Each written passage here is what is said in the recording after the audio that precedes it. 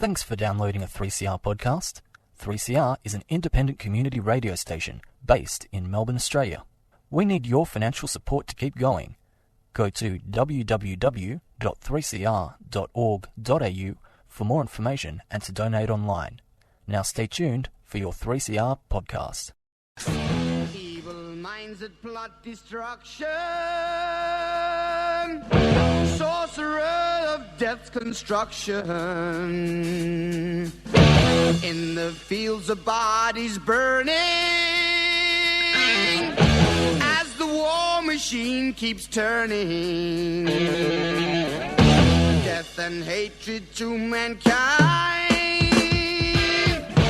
poisoning their brainwashed mind. Welcome to the Anarchist World This Week, broadcast across Australia on the National Community Radio Satellite. Listen to the Anarchist World This Week, Australia's sacred cow slaughterhouse. Listen to analysis of local, national, international events. Listen to analysis you'll never hear anywhere else.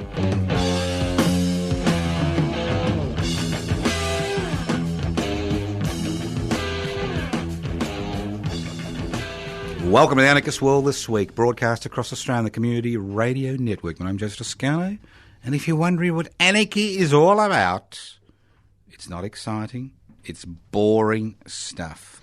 An anarchist society is a voluntary, non-hierarchical society based on the creation of political and social structures which are based on direct democratic principles. The people involved in decision make those decisions and elect or appoint delegates to coordinate those decisions at a local, regional and national level. It's a society where wealth is held in common.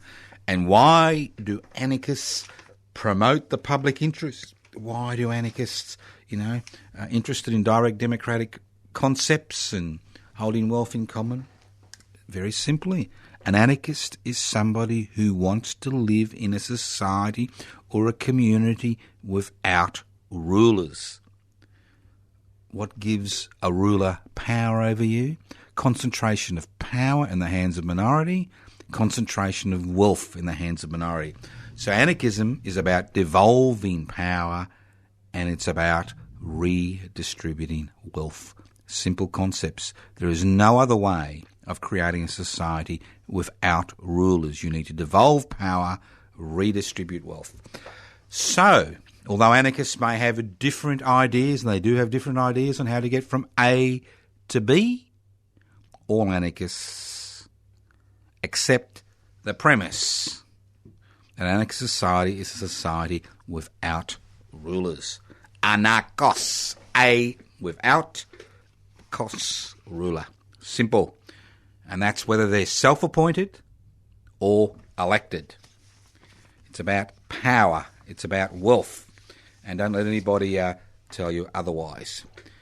Now, in today's program, we've got a lot of exciting things happening lately. And that's the beauty of being alive, is the fact that you can actually attempt to mould, attempt to influence what's going on. It's not good enough to sit back and wait, and wait, and wait, and wait. It's not good enough to be a member of the Gunner tribe. I'm gonna do this and I'm gonna do that when I roll off the couch. It's not good enough to be a member of the Somebody Should Do Something About That tribe. Two very important tribes in the Australian psyche, the Gunner and the Somebody Should Do Something About That tribe. Huge tribes, and while the Gunner and the Somebody Should Do Something About That tribe, rule the roost, change will never occur in Australian society. Now, although we analyse, we criticise, we give unsolicited advice, although we do all those things, what we try to do is initiate campaigns, initiate political movements which will have some impact on the society around us. Now today I'd like to spend a fair bit of time, not an extraordinary bit of time, but a fair bit of time in promoting public interests before corporate interests. It's been a slow beginning, but over the last week we seem to have gained a bit of traction. Yesterday was a pivotal day in public interest before corporate interest, political and social movement, because our website is now up. So you can do a number of things.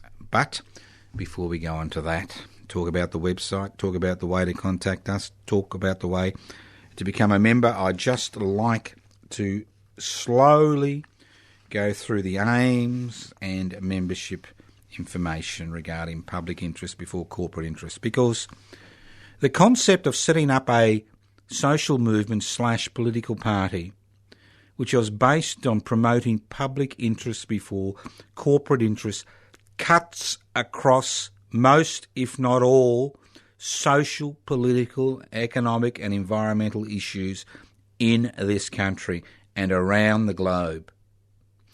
Because Australia has been turned on its head over the last 100 years, or especially over the last 3 decades. The deregulation, privatisation, globalisation and corporatisation revolution has put corporate interests before public interests, whether it's infrastructure, healthcare, education, the environment, and the list goes on and on. It's all about putting the interests of unaccountable corporations whose major responsibility is to their boards and major shareholders before the interests of the community as a whole. And we've seen this take on a life of its own. We've now got situations where sovereign states like Australia enter 3 trade agreements which prevent sovereign states, the parliaments of sovereign states, from actually passing legislation which protects the interests of the people they represent if somehow it interferes with the profitability of unaccountable corporations whose major responsibility is to their major shareholders. Now, you all may be agog about the debate, the so-called debate about revenue in this country today. Revenue, money coming in. I mean, last budget it was all about cut. This budget it's about revenue. And Mr. Hockey, the world's most unmemorable treasurer, has put revenue, that's right, revenue, on the debating table. He says it's all up for debate. Well, it's not all up for debate, because real power in a corporate-dominated society doesn't lie in Parliament. It lies in the boardrooms of unaccountable corporations. It lies in the hands of that small group of society that owns the means of production, distribution, exchange and communication. And this so-called tax debate is not about ensuring the corporate sector, the 24-carat leaners, led by Mr. Rupert Murdoch, who gets a tax deduction, gets a tax refund of $882 million in 2013, while hiding hundreds of millions of dollars of profit in offshore little companies, all legal, of course, because of the weakness of our parliamentary system. So, public interest before corporate interests was launched on this radio program a few weeks ago. And as I said, it's been a slow beginning. But yesterday, our website flickered into life. So what are the aims? We aim to ensure the interests of the Australian public are put before the interests of unaccountable corporations whose major responsibility is to create ever-increasing profits for their major shareholders, irrespective of the human, social, environmental and national costs. That tiny section of society that owns the means of production, distribution, exchange and communication have become so powerful they are instrumental in setting the parliamentary agenda and determining who governs us. It's time public interests were put before corporate interests. It doesn't matter what sphere of human activity. We are a society. We are not a collection of disparate individuals. We are not serfs serving a corporate master. We are citizens of a sovereign nation state with rights and responsibility, and it's essential that the interests of the public at large is always put before the interests of the major shareholders of unaccountable corporations, which is the exact opposite of the situation we find ourselves in 2015 in Australia. Membership. Now, membership is free. Doesn't cost anything to join public interest before corporate interests. Membership is open to people of all religious beliefs and those who have no religious beliefs. We welcome people of all races, nationalities, genders and sexual orientation. We believe all human beings are born with inalienable rights and liberties no government can legislate away or corporations take away. Very simple aims, very simple membership criteria. Now, if you are interested, and I encourage you to walk with us, this is not just a political party. This is a political movement.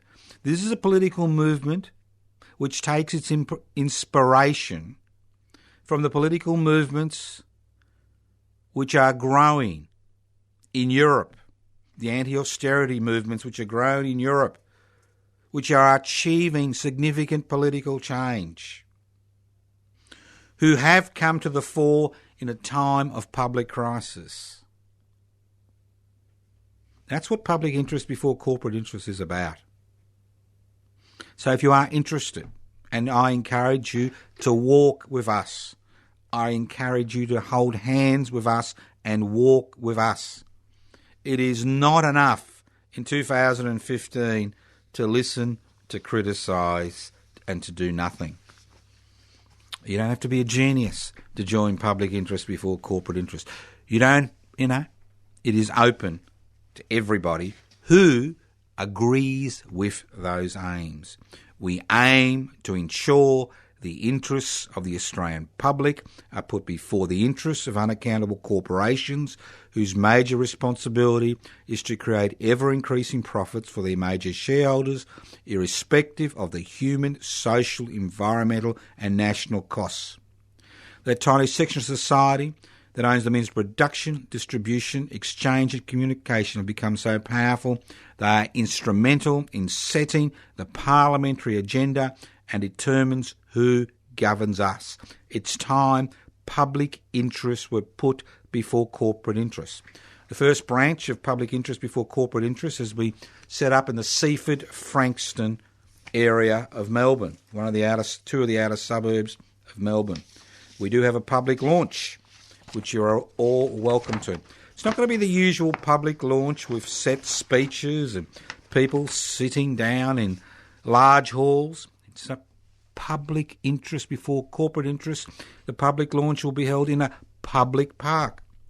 So if you are one of those Australians who's ever wondered why in the lucky country it is so hard for so many Australians to find a home, pay their rent or pay their mortgage, why so many Australians have trouble finding a job, let alone a well-paid, secure job, why it is so hard for so many Australians to put food on the table and pay their electricity and gas bills, why so many Australians have so much trouble getting access to public hospitals and health services when sick, why is it so difficult to find affordable childcare and get a decent education for your kids if you are one of the 80%, that's right, 80 to 90% of Australians who fall into this category, or if you're concerned so many Australians in the so-called lucky country can't make ends meet, then join us at the national launch of Public Interests Before Corporate Interests, a political, community-based group that uses both electoral politics and workplace and community action to ensure all Australians, not just a small minority, enjoy the fruits of this rich land. With your help, that's right, with your help, not with the government's help, not with the corporate sector's help, not with the Murdoch media's help, but with your help, we can ensure all Australians benefit from living in the so-called lucky country. National launch 11am to 2pm. Sunday the 12th of April, that's the Sunday after Easter Sunday. Broughton Reserve, Brughton Reserve, Station Street, Seaford, behind the Seaford Shopping Centre, between Seaford Community Centre and Cannonook Creek, 50 metres from the Seaford Railway Station. And in the communal spirit of public interest before corporate interest, if you're able to, bring along food and drinks to add to the communal table. If you ever wondered why, come along. Bring your family, bring your friends, bring anybody. Bring them along. Let's kickstart a new political and social movement which will, in the next few years, become a significant player in the political and community and social life of people in this country. As I said before, you can retain your membership of the Gunner tribe, you can retain your membership of the Somebody Should Do Something About That tribe, or you can join the new tribe on the block, public interest before corporate interest. How do I join? Simple, no membership fees. Number of ways. You agree with the aims. You can go to our website, fascinating little website, pibci.net, pibci.net, N-E-T, pibci.net. You want to email us piffy comments, criticisms, positive thoughts, info@pibci.net, info@pibci.net. We've already got members in Victoria, the ACT and New South Wales, and hopefully by the end of this week we'll have members in every state and every territory in this country. Obviously, initially we're aiming to get 500 members so we can actually register this as a federal political party in time for the next election. It's important that we do this as quickly as possible because there are in Parliament, the Labor and Liberal Party are getting together to ensure that small political groups, emerging political movements are sidelined. So it's important that we get this application in and get the 500 members as soon as possible. So don't leave it today. Join PIBC today. Join public interest before corporate interest today. Change the world tomorrow. If you're not internet savvy, it doesn't matter. We've already received applications through our post office box. Write to us at Post Office Box 20, Parkville 3052. Post Office Box 20, Parkville 3052. We'll send you out the necessary application form. Or you can always leave messages on 0439 395 489. You may have noticed in the recent elections that although the seats have changed in recent state elections, that although political parties come and go, that we are still not in a situation where public interests are put before corporate interests. If public interests were put before corporate interests, we wouldn't have a so-called tax debate today. And going back to this tax debate, it's all about broadening the tax base. It's all about increasing the GST, or it's all about incorporating new elements into the GST, or it's all about introducing a new value-added tax which affects everyone, every single person. There is nothing in what Mr. Hockey and the Liberal National Party and the Labor Party have put on the public agenda which fills me with any, which fills me with hope. Nothing fills me with hope regarding their ability to curtail the corporate sector, in their ability to ensure that corporate Australia, both transnational corporations which are based in this country and transnational corporations that are not based in this country, pay their fair share of tax. There is nothing in what they tell me and tell you on a day-to-day basis in those so-called tax debate that will ensure that people like Murdoch, one of the richest people on the planet, does not get an $882 million tax refund because he's got some creative accountants. There is nothing in what the Labor Party and the Liberal National Party tell me regarding their so-called future policies that fill me with hope that corporate Australia will pay more than 1% tax. When corporations as large as Apple and Google pay less tax than somebody earning $200,000 a year, you know there is something wrong in this country. And it's not just a matter of revenue, it's a matter of competition. It was very interesting to hear this so-called competition report, mentioning monopolies. How can a small business person, a micro business, who pay their taxes, who pay their company taxes, how can they compete with the IKEAs of the world, transnational corporations who pay less than 3% tax? How can they compete with 21st Century Fox, Murdoch's other arm, which pays less than 1% tax?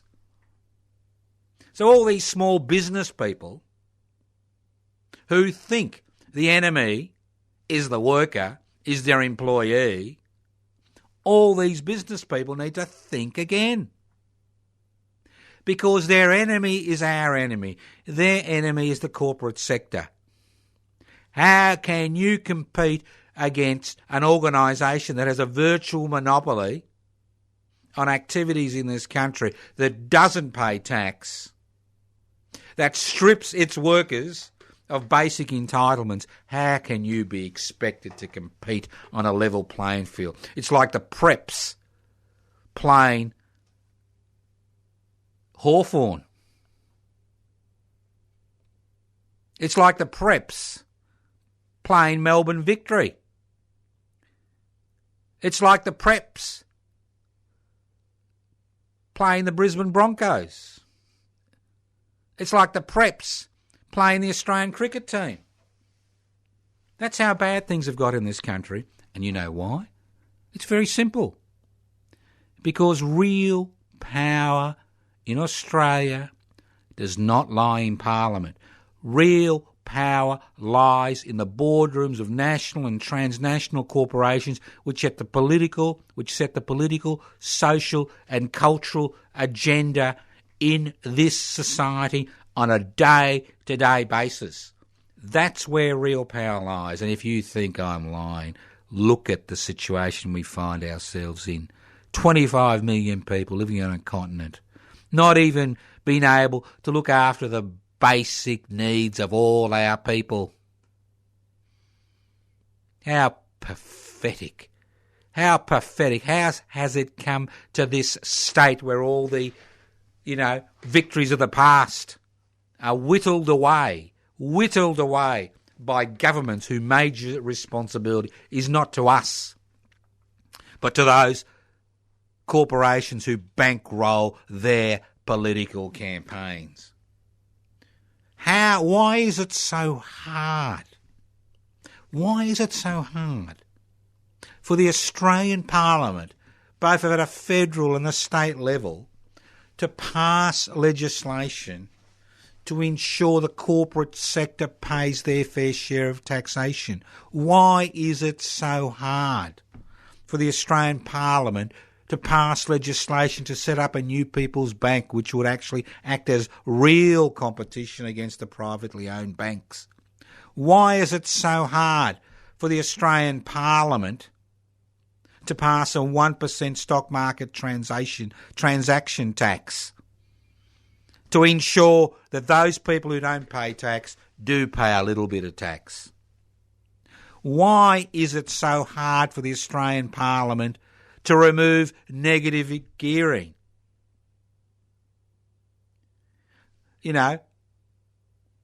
A economic activity which allows people who own one home to buy a second home and a third home and a fourth home and a fifth home and a sixth home, courtesy of the taxpayer, getting a tax deduction. While Australians can't even access, young Australians can't even access their superannuation payments to buy their first home. And the single most important aspect of living a life in poverty when you're old and living a reasonably secure, comfortable life is owning your own home. Why is it in a lucky country that people can borrow money to gamble on the stock market and get a tax deduction?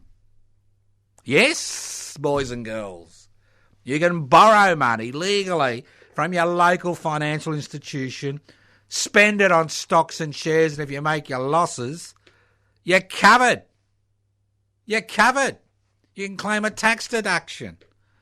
Maybe I should ask for $1 million to go and play the pokies and have my losses covered, because that's what it's analogous to.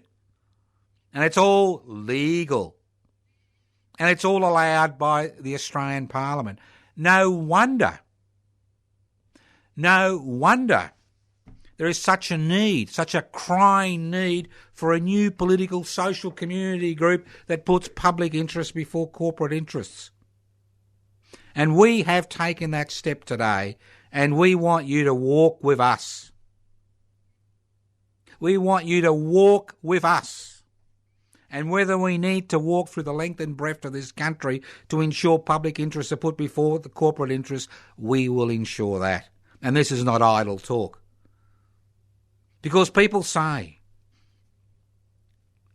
this country at the beginning of the 20th century had some of the most socially progressive policies on the planet. And they came through the blood, sweat and tears of generations of Australians who struggled to ensure that we didn't live the same type of life, that ordinary people didn't live the same type of life as they lived in the developing and the third world. It came through struggle. Don't forget the 18th century satanic mills in England during the Industrial Revolution, where 4-year-olds were forced to work in order to survive, where people died on a daily basis in order to make a buck for somebody else. And when I see all those hard-won rights and conditions being whittled away, when I see that it is now illegal to withdraw your labour in this country, when I see the rich and powerful laughing at us every day of their life as they crow on about philanthropy, giving away their money to the worthy poor, not the unworthy poor, I understand that the gains of the last 40 years have been destroyed because we, that's right, we have allowed it to be destroyed in a materialistic orgy where we thought things were more important than rights and responsibilities and liberties.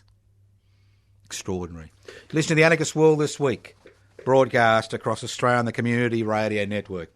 This program is streaming live on 3cr.org.au. The program is podcast. You can access the podcast by going to 3cr.org.au. My name's Joseph Toscano. I'm hosting today's program. You can contact me on 0439 395 489. Leave a message. I'll get back to you the next day or so. You can write to me at Post Office Box 20, Parkville 3052. You can email me at anarchistage@yahoo.com, anarchistage@yahoo.com. Look at the website, anarchistmedia.org. See all the activities the Anarchist Institute is involved in. If you're interested in joining public interest before corporate interests, go to PIBCI, pibci.net, pibci.net. Email us at info@pibci.net. Now, I occasionally read the Fairfax media, not often. I try not to look at the Murdoch media. I feel physically ill every time I look at it. But I was interested in two articles in Melbourne Age. Most likely they were in the Herald Sun. Not the Herald Sun, in the Sydney Morning Herald. They may have been, I don't know. And one was about this shopkeeper in Delhi who'd been part of the Gunner tribe.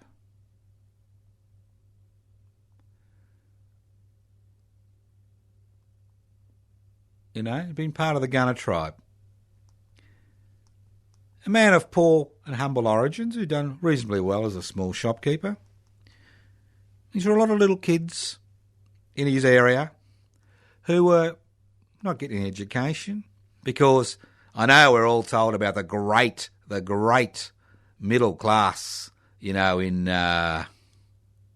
India, the growing middle class, but we're never told of how, you know, the people that have been left behind. It's a little bit like Australia. We're told about how good it is for so many people. We're not told about all the people that have been left behind. So this man, Rajesh Kumar, decided to open a school for free under a bridge in the middle of Delhi. And kids who wouldn't receive an education would turn up and learn something, at least learn something. And even went to the extent of getting them a little blue top, so they felt part of a school. I mean, the other kids that go to school have a uniform. And one of his charges, a pupil called Akesh, a 9-year-old girl, was there. She'd been denied a start in life because her father had been killed in an accident on a Delhi construction site. You know, human beings, poor people, well, disposable garbage, basically, aren't we?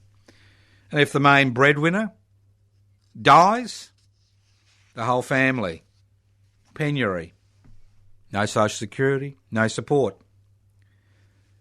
2 pages away, thousands of kilometres away in Melbourne, widow Isabel Clunger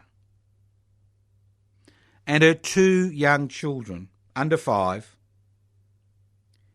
find themselves with $5 till the next payday after paying $2,000 in bills because they've been denied compensation under Victoria's WorkSafe legislation despite her husband, her 29-year-old husband's death on a building site in East Brighton last year. He was a contractor, a subcontractor, a sole trader.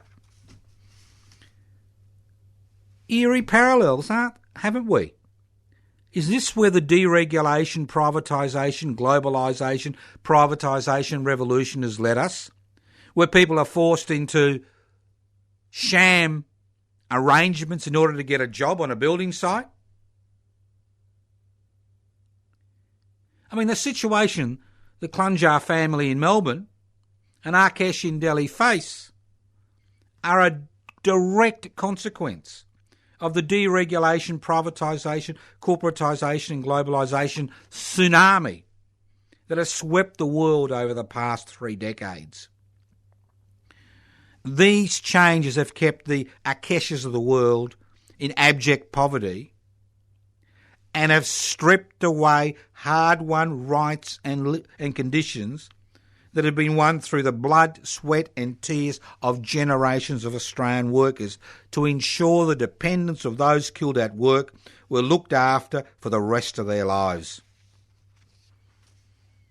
As individuals and as a society, Australians are now paying the price for putting their faith in the profit at any price mantra that dominates so much of Australian life today. That's what it's like, mate. You got the money, you can buy the best private education for your kiddies. You got the money, you can buy the best health care for your family. You got the money, you can have those wonderful first-class overseas holidays. You got the money, you can be a philanthropic, example. And the list goes on and on and on. That's the type of society we've become. And that's why we are launching public interest before corporate interests in Seaford, an outer suburb of Melbourne. That's why across this country there are real issues which we try to compartmentalise. Last week I touched on the ice scourge. I mean, joining the dots. We are very good at pointing the finger, throwing the first stone, stoning the adulterers. We are experts at it. But when it comes to doing something, anything, to reverse the trends, we're seduced by the new shiny car, the new boat, the latest iPod, the latest technological gadget. Seduced by it all. Selling our souls, let alone our children, for a few trinkets. Sounds a little bit biblical, doesn't it? Well, it is biblical in many ways. It is biblical. Because, join the dots, drug abuse. Obviously there'll always be issues with drugs, whether it's tobacco, alcohol, illegal drugs, always issue. But why is it that at a particular point in time, one group in society finds itself racing for a chemical fix? Is it because we have no role anymore for people who don't go to tertiary education, for people who can't get an apprenticeship? I mean, are they the 21st century plebs who we call upon to go to the Colosseum and cheer as the other has been torn apart?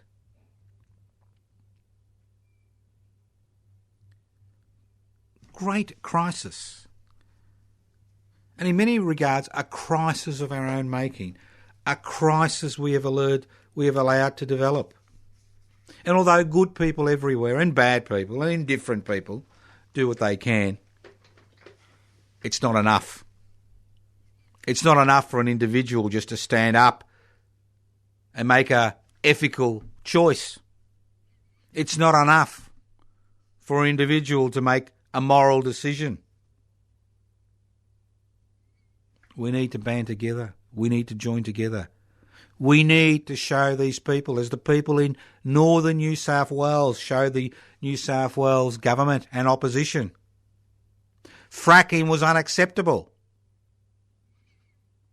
And traditional enemies came together to fight something which affects each and every one of them. The integrity of their water supply, the integrity of their food. Now, when I talk about public interest before corporate interest to many of my so-called political colleagues, they say, well, I'm a member of the ALP. I can't join public interest before corporate interest. I'm a member of the Greens. I'm a member of the Liberal Party. I'm a member of this. I'm a member of that. Well, I ask you, what is that party doing to put public interest before corporate interests? Because what we've had in this country, apart to some extent the Greens, we have had a coalition. We've had a Lib-Lab coalition. We've had the Liberal National Party and the ALP, the Alternative Liberal Party, getting together to kickstart the deregulation, privatisation, corporatisation, globalisation revolution, to give away our sovereign rights as citizens, to remove our rights and liberties, to make us serfs in our own country. Well, Aboriginal and Torres Strait Islanders sit back and say, well, now you are beginning to understand what it's like to be dispossessed. You're beginning to understand what it's like to be a stranger in your own country. You begin to understand what it's like to be ostracised and marginalised, pushed aside, left alone. You're beginning to understand. And we are beginning to understand. But what do we do? That's the key. I mean, I can be erudite. I can look at all the newspapers, surf the web, listen to radio, give an analysis. For example, I'll give you an erudite analysis, all right? The Competition Commission has given a report and said, we need to do something about monopolies. And I'm thinking to myself, am I mad? Am I totally stark, raving mad? We live in a capitalist society. The end point of capitalism is the creation of monopolies. Here we have a commission saying that if we want competition, we need the government to step in and set up legislation to ensure that competition occurs. Well, if you want competition, what you need is a mixed economy. What you need is publicly owned institutions and resources which act as a brake on the activities of the corporate private sector. That's what you need if you want competition. You don't need to have some commission which has got no power to regulate petrol prices or oversee petrol prices or make sure large corporations like Coles and Woolworths are not involved in unconscionable behaviour. When they're involved in unconscionable behaviour, they pay a few $1 million fine and continue with their behaviour as if nothing. Shrug it off. Shrug it off. As some Gulliver shrugged off one of the citizens of Lilliput. Just shrug it off. You want them to bleed. You don't privatise public assets like they're going to do in New South Wales, if Mr. Fred Nile has his way. What you want is decent public institutions which provide real competition and a break on the private sector from gouging individuals and society as a whole. For example, the privately owned banking sector, the big four, the 4 pillars, the 5 pillars, whatever they are these days.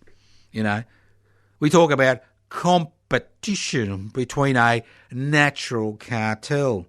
Competition. So when did the big 4 become so profitable? When were they able to introduce all these fees and charges, eh? When the Commonwealth Bank was privatised by the Alternative Liberal Party masquerading as the ALP. When the Commonwealth, a government-owned bank which had been formed in 1911 by the Labor Party to ensure ordinary people could actually get loans. When the Commonwealth Bank was privatised, I think it was in 1984-85, by the Alternative Liberal Party, the only break that the community had on the unconscionable activities of the privately owned banks was removed. And irrespective of legislation and regulatory authorities, they went on their merry ways, maximising their profits at the expense of the rest of the community. And when the shit hit the fan in 2008, they demanded and got a government guarantee. But not once since 2008 have they given 1 cent back to the public sector for that government guarantee. And you wonder why so many people have become disaffected with the political system in this country. You wonder. We all wonder. I've seen something new recently. I've seen more and more people camping out in the streets. Didn't see that in the past to such a degree. I see more and more kids with nothing to do. I see more and more old people wondering what's going to happen next. I see more and more people being pushed from pillar to post in the public health sector. I see more children who are going to public schools who are being denied their inalienable rights because they go to a public school and because public money is funnelled, billions of dollars of public money is funnelled into the private education sector. I see religious organisations build their empires at the expense of the public sector. Every day I see public space being whittled away, where it's become almost impossible for citizens to hold up a placard without being in a public space, without actually being harassed by private security guards and police. I mean, citizens who exercise their rights in this country today are serial pests. Not the lifeblood of this community.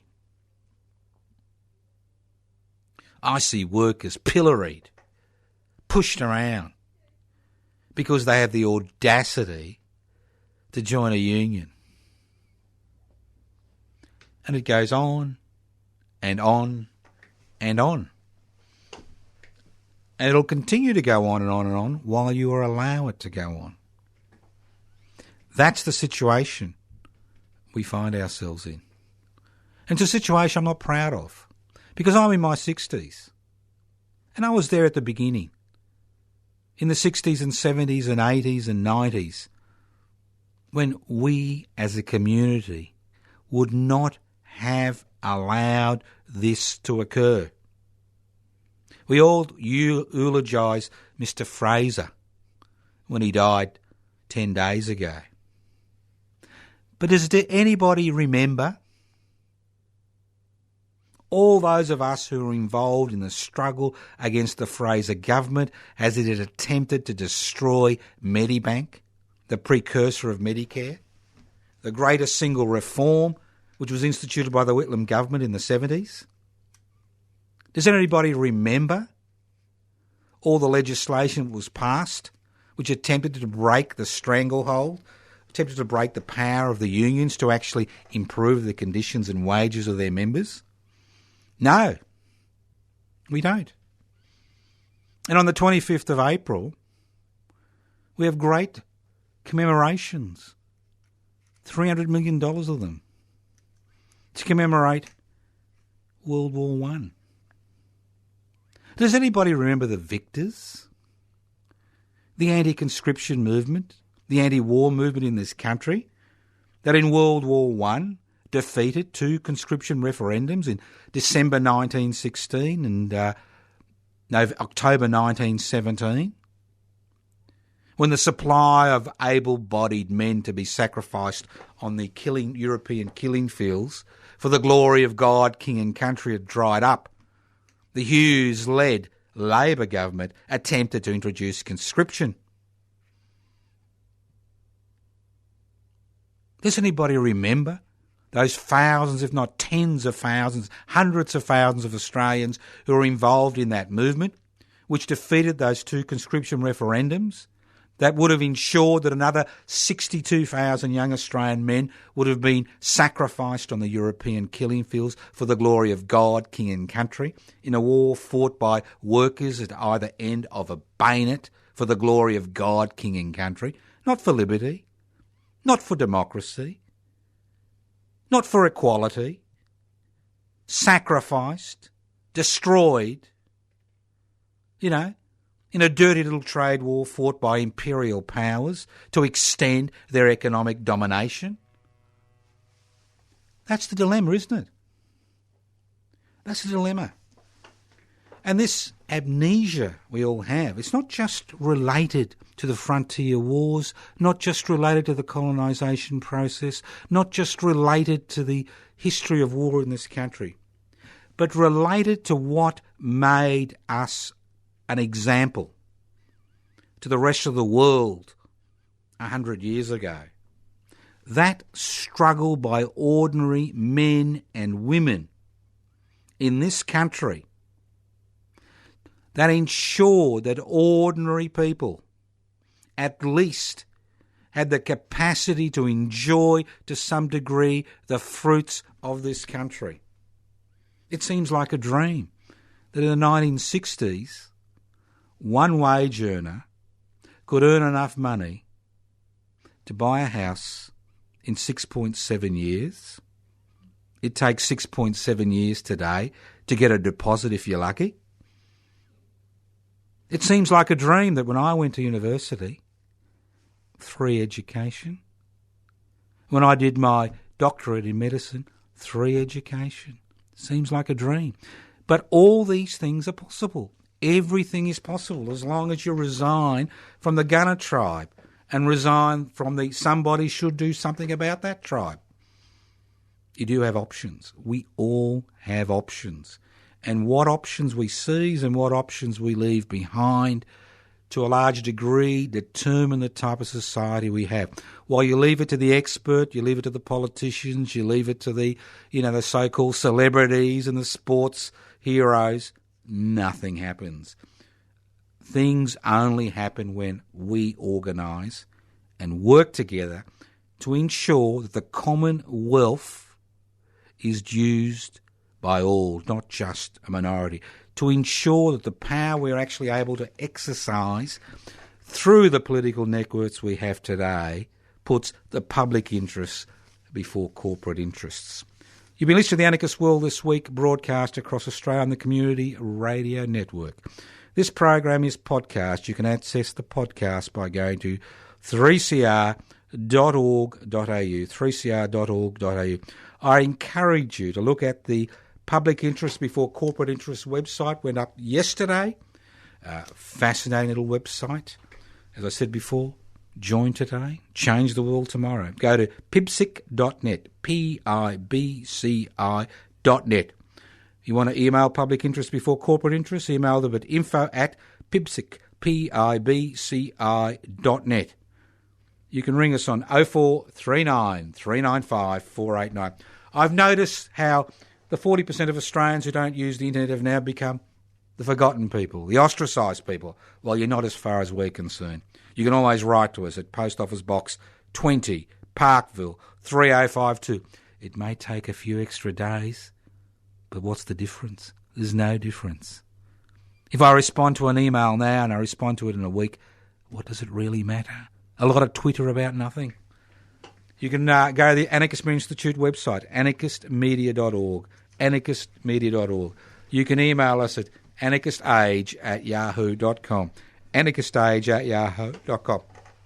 Same postal address, Post Office Box 20, Parkville, 3052. Telephone 0439 395 489. Hopefully, I've tickled your interests. Hopefully, you'll look about doing something. If you disagree with everything I've said, fine. If you don't want to join, fine. But whatever you do, roll off that couch, get out of bed, roll off the couch, and remember that it's you doing things that changes the world. Every journey starts with a small step. Take that small step. Stop being a complaining, carping consumer and start becoming a concerned, active citizen who knows they have rights and responsibilities and is willing to exercise those rights and accept those responsibilities to put the public interest before the interests of unaccountable corporations whose only responsibility is to make ever-increasing profits for their major shareholders, irrespective of the human, social and environmental costs. Thank you once again for listening to the Anarchist World This Week on your local community radio station. And if your local community radio station doesn't broadcast the Anarchist World This Week, tut, tut, tut. Knock on their door, say, why don't you broadcast the Anarchist World This Week?